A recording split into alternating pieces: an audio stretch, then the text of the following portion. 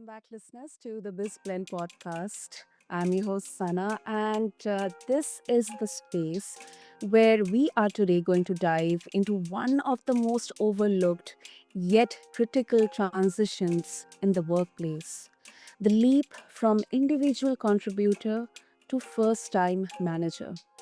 Now, listeners, it's a shift that demands not just new skills, but a whole new mindset.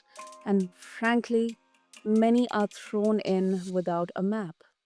And listeners, joining us is someone who's journeyed from developer to transformation consultant, helping organizations and leaders untangle the human side of tech delivery with a sharp eye for systems thinking and also a heart for happy teams. He brings both the code and culture into focus. So grab your favorite cup of beverage or your code and let's explore what it really takes to set new managers up for success in today's fast moving business world. So, listeners, please welcome my guest, Simon Copsey. So, Simon, welcome to the show, and I'm really, really excited to have you here with us. Thank you for having me. And wow, that was an amazing introduction, Sana. Thank you very much. Thank you, Simon, for your kind words. And let's begin first of all with identifying the current scenario, the status quo. So, what's the most common mistake, or maybe more than one, you see new managers make in their first 6 months? Ooh, that's a good question. So I'm still learning, but I think we can talk about symptoms and then we can talk about cause. And I'm still, I guess, diagnosing it. But like some of the symptoms that maybe, and I want you to contribute and tell me if this feels right. So maybe some of the things are burnouts, maybe conflicts, people finding that they're given advice that just doesn't feel right and they don't know what to do with it. People often not knowing whether they're doing the right thing. They try something out, and it may be months or years before they know whether they've done the right thing for their staff. And all of these, I think, have a common underpinning. But the most kind of notable comparison I have is as a new father to a 11-month-year-old now is very much the same. The symptoms feel thank you. The symptoms feel really similar. You feel tired. You don't know whether you're making the right decision in the moment. You're given ideas from other people, advice from your parents and from your friends that sometimes just doesn't feel right, and you don't know what to do with it. It feels exactly the same. But what comes up for you, Sana? What kind of things have you seen? I really love that connection, first of all, because for me as well, I'm through many conversations I've learned, and personally, I also feel there are so many parallels between parenting and leadership. And when it comes to managing, and that too, when you are transitioning from an individual contributor to a people manager. Oh my gosh. I mean, especially for someone who has been kind of, known for delivering the results, being an individual contributor, I think the toughest part, and that too, the perception of it, like mindset wise, it really becomes a dilemma that should I focus on my performance or should I focus on how my team is perceiving my leadership style, how the team members are creating an idea about my way of working. It's kind of like, a lot of questions, when you start to interact with many people, and that too, you have to make sure that your team is able to perform. It's like, all eyes on you. So I think that kind of it really creates a lot of anxiety within the first time managers. Yeah, no, that really resonates, and I guess that you summarized it really well. What does performance now mean? Like before, performance, if you were a software developer, may have been, did I deliver my features Mm. and on time, and did they have the expected behavior? Whereas now you're a manager. How do you measure performance, and how do you ensure that you're comfortable with that? It's a complete shift. It is. It is a complete shift. So similar to, one day you are just an individual or someone in a relationship, and then suddenly you are now parenting a new life. You know, Yeah. you are like responsible for. bringing that new life to the earth. And I mean, oh goodness, yeah, it's a lot of piles in there. And Yeah, is uh-huh, go ahead. sorry. I was just supporting what you said, sorry. No.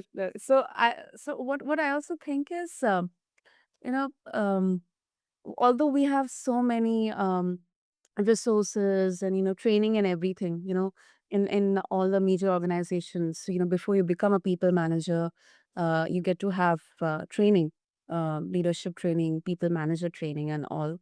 uh, but do you think, Simon, that all these training modules and exercises, books and everything, are they sufficient, or the on ground experiences, they are more relevant when it comes to navigating through the experiences in the first 6 months?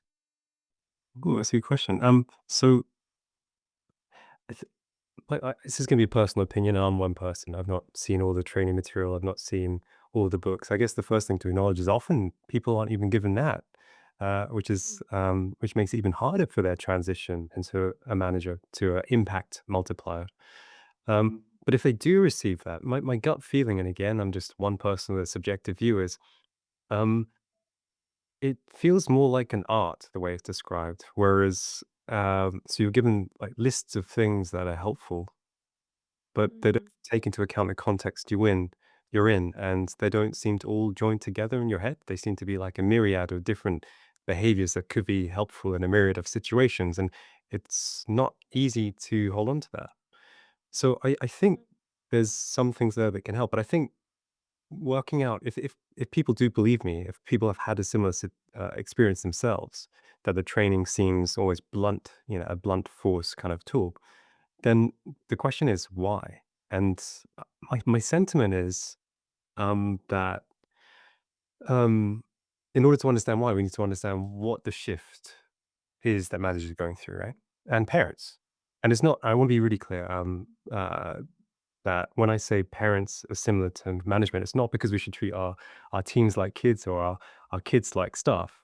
It is just because there's something in common between the two, I think, which is that when you're an individual contributor, you're directly in the situation. You're directly, doing something with the work. You're directly in this situation of producing something. Whereas when you're a manager and when you're a parent, you're one step back. And what that means is you can no longer directly experience or control the situation. But what that means is there's now a layer of ambiguity. You don't know what a helpful or unhelpful decision is because you're not in the situation, because you're not experiencing, you're not feeling what your staff are going through or your kid is going through. And also, you can't control your staff or your kids as much as you maybe wish you could. You maybe wish they were video game avatars, but they're not. And so because you're now one step removed, I think all the problems come from there. You no longer directly experience the problems, the things that are getting in the way of your staff, and you no longer are able to directly control them. And it becomes even more important to understand how, when you're one step removed from the situation, you can help. And I think that's the crux of it. But what comes up for you? no, I really love that perspective, Sam. Really love that. This is such a different perspective. While I have, through once again so many conversations, I've tried to understand the importance of communication, understanding, uh, whether it comes to interacting with the team members, or interacting with your kids. But this particular perspective, that's actually a very profound one. I would really like to take that away with me as well, and I hope for listeners as well. And Saturn, go ahead. Oh, no, I was just saying I appreciate that I'm still learning, particularly with a 11-month kid. I have so much to learn, but I'm grateful for what you say. And of course, Simon, personal experiences, lived experiences, they teach us what even sometimes books or education cannot teach us. So that's what I believe. So our listeners would love to explore your journey. I mean, you have been in the tech industry. You were a developer, and then you journeyed to become a transformation consultant. Now you're working with organizations and leaders. So if you can, maybe share a glimpse of that journey, that transformation. I'm sure you frame it very, very well. I hope I can live up to that. So, yes, so, but there's something interesting, I think, for me, which was between being a developer and between being a transformation consultant, I was a failed manager. And that's where I didn't appreciate that my role as a manager wasn't to be an impact, uh, what's the word? Impact, and an impact addition, Mhm. it was an impact multiplier. So I thought if I just do more of what the team is doing, if I continue to be hands on, if I continue to do all that as well as try and support my team, then the team will do better. But as a friend of mine said, she quoted it really well. She said, uh, writing code doesn't scale. And I think what she meant by that is if you're a manager and you're just writing code to try and multiply the impact of your team, that maybe Mhm. adds, if your team's 10 people, it maybe gets you to 10.5, but it won't get you to 100. It won't get you to 200. And that's what you need to do as a manager. And so I failed because, no one was hurt. The team was amazing. They did incredible things, but I failed. I didn't really multiply the impact. I just added a little bit on the side. And in a lot of cases, I probably got in the way. Um, and so that's really where my scars come from. And then as a transformation manager, a lot of that is understanding how do organizations get in their own way? You don't look at any particular manager, but you recognize that the performance of an organization isn't due to um, the actions of individuals, it's due to the interactions of the teams. That the performance is constrained by how the teams work well together. An organization exists because we want to do something that greater than any one person can do, and that requires cooperation, and cooperation requires interactions. And if you're not interacting in a way that takes you closer towards your goals as an organization, you're not an organization. You're a group of individuals that are colliding, and therefore that's where the manager comes in. The manager is to help amplify performance of the organization by improving interactions of its parts, improving interactions of its teams. So, yeah. Anyway, that was a lot. What comes up for you? No, that's really, really, it's candid, and I really love the fact that you um, not only explained it very well, but also you shared a part of your failure, because something similar to me has also happened where um, when becoming as a first time manager, what I thought is, I already have a bit of experience. I've gained a good amount of outlook into this. So let me impart that experience into my team members and just help them get the task done. So it's like, and as you mentioned, from 10 to 10.5. But I wasn't having that clue that how to get it from 10 to 200. So I think that's something. It's natural.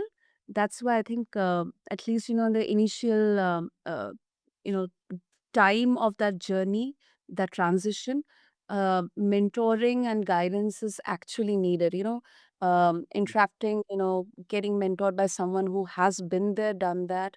That is so important. Oh, well, I think you did a better job than me. So your action was kind of more indirect. It was a step away. You were taking a step into that managerial standpoint, right? Whereas I was still hands on. I was maybe telling my team what to do. I don't like that version of Simon, but it was the version of Simon that I knew that that was the best thing I could do at the time from what I knew.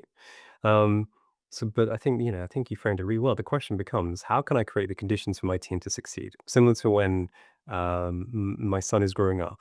Uh, there's something very perverse about, being a parent. I'm learning and I know I'm gonna get it wrong, which is that, um, kids sort of there's 2 parts of it. The first one is we don't learn Mhm. anything by getting it right. We only learn by making mistakes. Um Mm. if we get something right, all it does is validate what we already know. It doesn't teach us anything new. So we have to make mistakes. When I see my son, or when I'm going to see my son, maybe when he's 2, 3 years old, trying to make decisions himself, I'm going to get in the way. I'm going to say, "Oh, I'm not sure if that's a good decision." And I'm going to say, "Well, don't wear that outside. It's too cold. Wear this." But in doing that, he's not able to make mistakes. And in not making mistakes and not exercising decision making, he doesn't get better at it. And first is the moral side of that, which is to develop a moral compass. We need to make mistakes, but also there's just the other side of just general decision making. To get better decision making, we need to make mistakes. And so I don't want to be choosing what he's going to wear when he's 30 years old. But if I keep telling him what he should wear every given day, that's how it's going to be.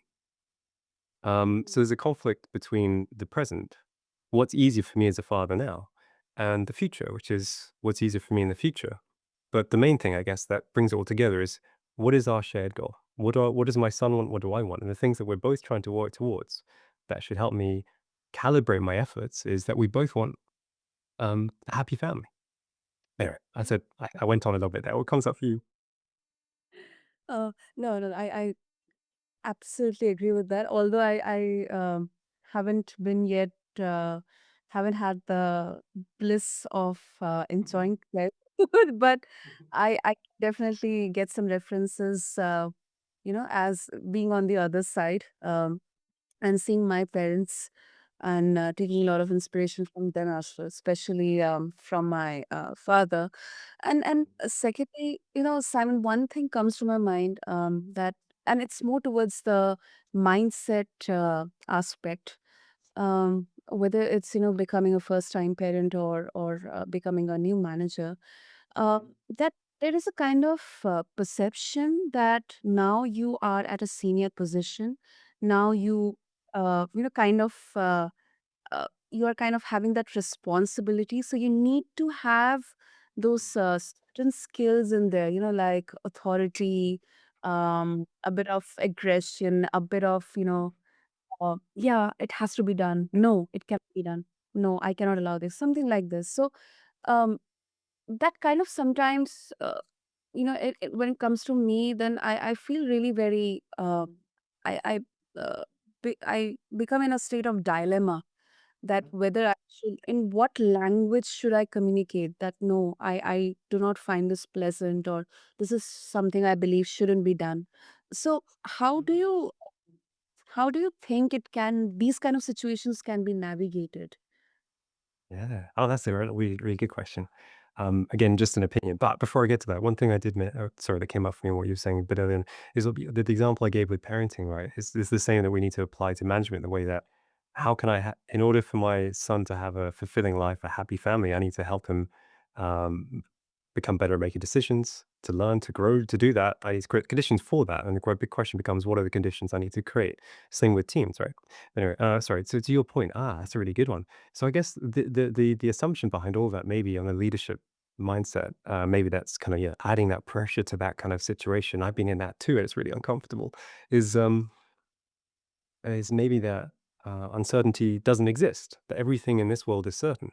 And at first glance, if you look at software development, you might think, "Oh, this is manufacturing. This is, you just do something and something comes out at the end." But this is not manufacturing in software development, for example. Most things aren't, because manufacturing means that you've done this thing before. You've already done the design. You know you've got customers at the other end. You've built 100 million of these before, and you're just going to build another one. You've done it before. It's Mm. pretty certain. Whereas software development, you're creating something that doesn't exist. If it did exist, you wouldn't develop it because it's already there. You just use it. So software development as a sport, as with many parts of an organization, has a large degree of uncertainty. And the problem is if leadership are looking for certainty, looking for you to be making the decisions, when as a manager you can't see what the team's doing, you can't be omniscient. Is that if that's the right term? Um, and omnipotent. You're not them. That's adding pressure to you to make, and you're going to be making bad decisions.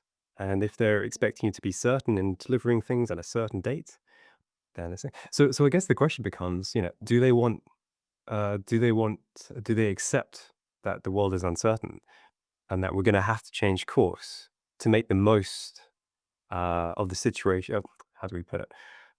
Do they accept that if the if if I guess it goes back to what is the problem that they're trying to solve? What are we building the software to do? And do they want us to um, to get closer to it and increasingly closer with time, or do they accept that we need to navigate and respond to uncertainty, or do they just want us to take a straight line path and even if we're wrong, just double down and go in the wrong direction?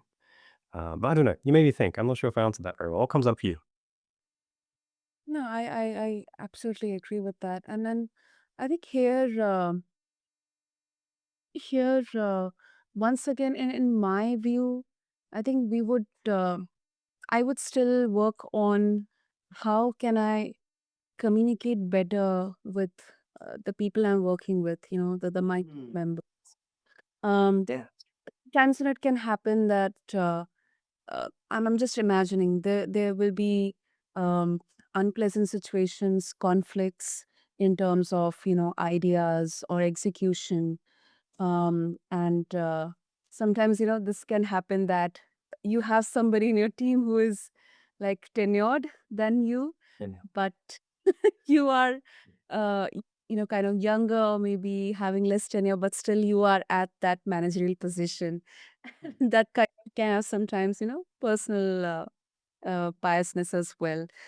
So I think handling those emotions, those situations, uh, that kind of has been, according to me, the trickiest ones for me. I Yeah. Yeah, and I think that's where I imagine sometimes, myself being a little bit lacking those skills. So that's why I think this is more and more. This has to be discussed more and more. Oh, sorry, that's just oh, your answer's so good. Sorry. I think you helped me see something new there. A few things actually. It was really good. Yeah, so sorry, you talked about communication at the very beginning of that. And I think my previous answer felt very raw, even as I was saying it. I think one thing that comes up for me is right, is managers are doing the best they can. Even the managers of managers, they're all doing the best they can. But often um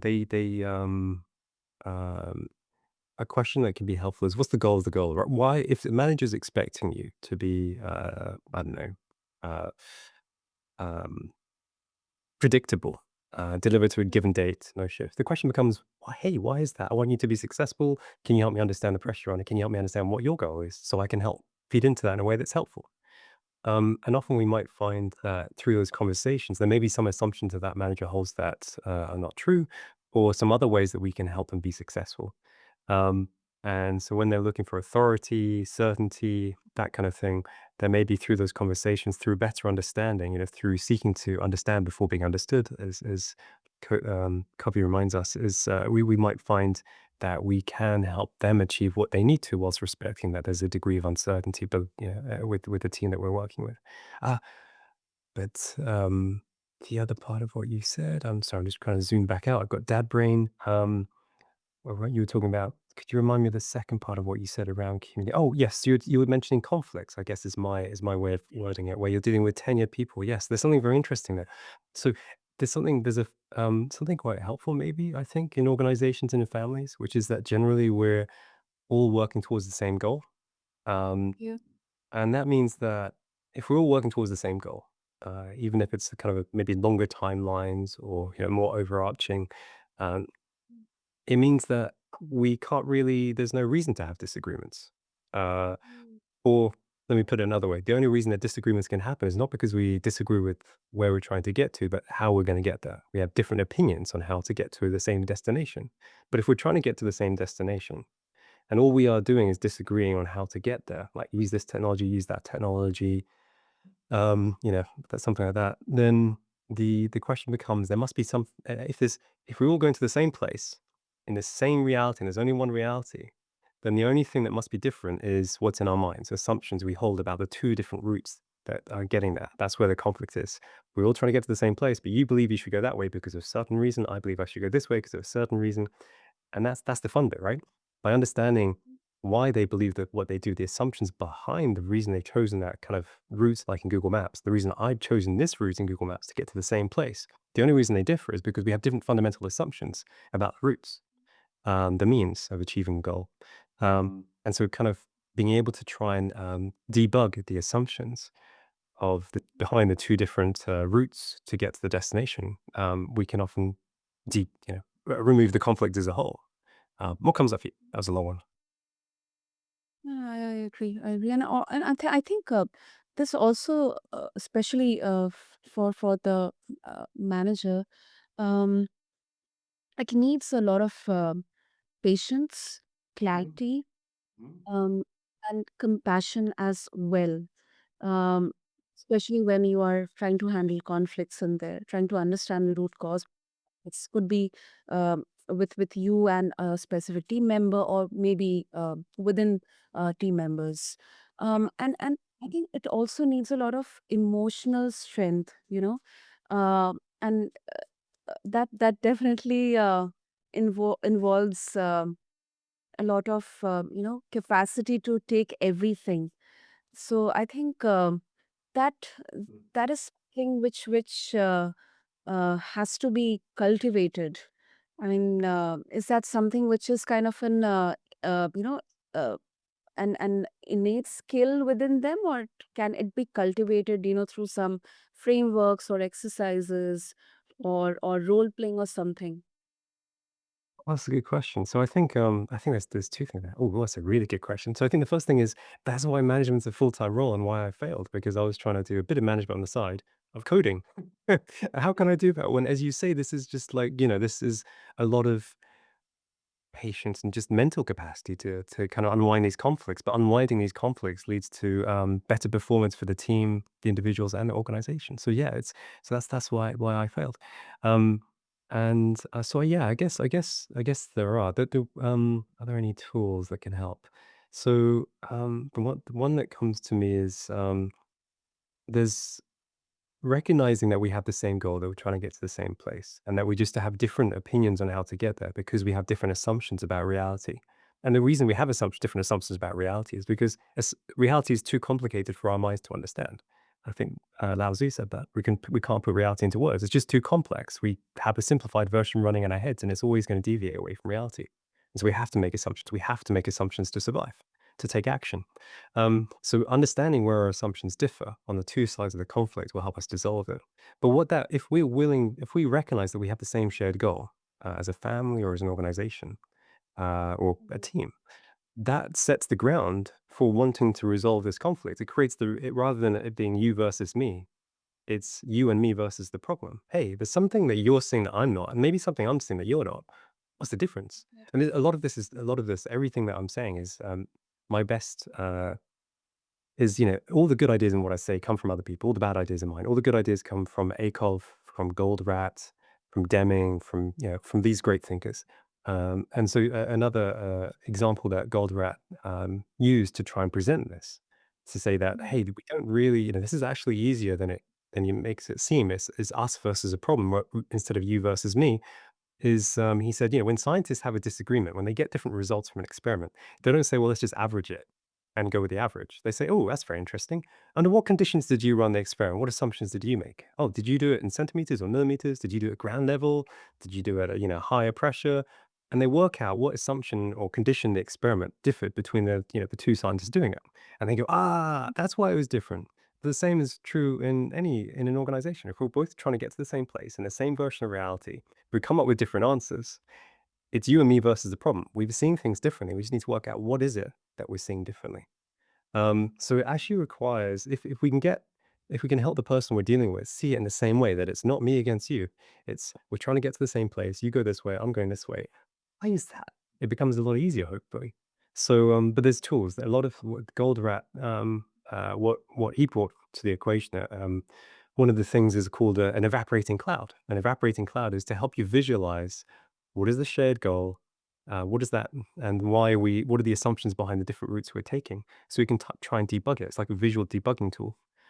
Um, and that forces you to get clarity of thought as to your assumptions and the other person's assumptions, and it's kind of drives the conversation and helps you dissolve the conflict or evaporate the conflict. That's why it's called an evaporating cloud. So I think the tools I'd recommend come from the theory of constraints, which is a very weird uh, name, but it's a set of tools that help you see organizations as with more clarity than you otherwise would, and it helps you bring out the assumptions that can be debug the assumptions that could be faulty, so you can have more cooperation towards a common goal. But sorry, that was a lot. What comes up for you? Any recommendations from your side?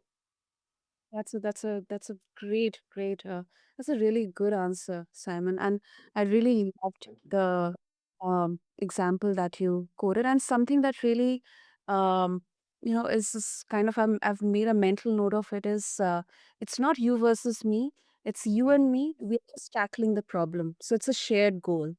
So it gives that that sense of collaboration with trust and commitment to that goal. So I think that's such a brilliant way of tackling this.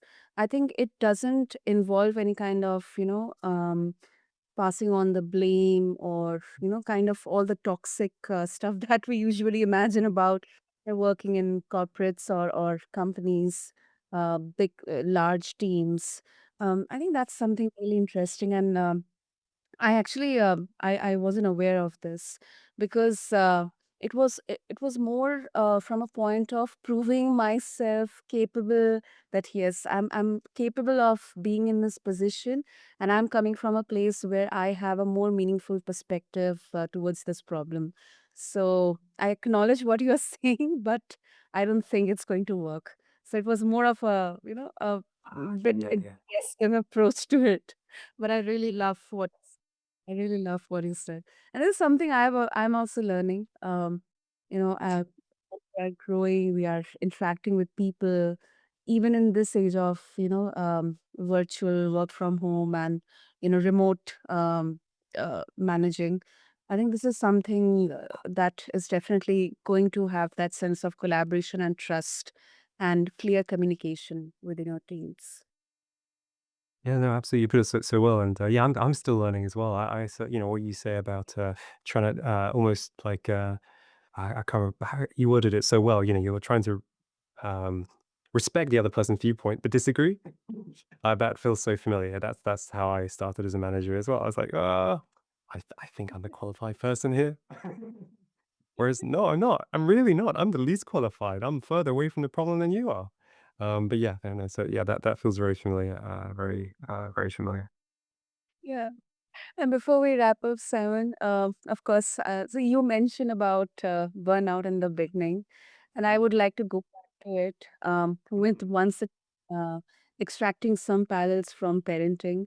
Now, leadership, navigating through people management for the first time, it often involves that, invisible labor.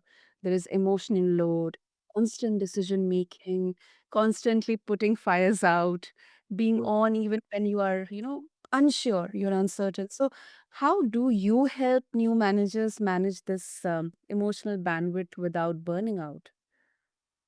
Oh, that's a big question. I'm still learning on that front. So a lot of my, in all honesty, right? The reason I struggle to answer that is a lot of my focus up until this point has been around transformation. So I tend to come in and I don't look at any one manager or a set of managers in the full frame here, and I look at the organization and the dynamics and how the organization is getting in the way of the managers. So, for example, if you give all the different managers different incentives, different targets, Mhm. but an organization needs to cooperate to produce something. You know, the product coming out the end isn't because of any one person's efforts, because of all those managers and their teams cooperating. If you've given them different targets, how are they going to cooperate? How are they going to have what they need?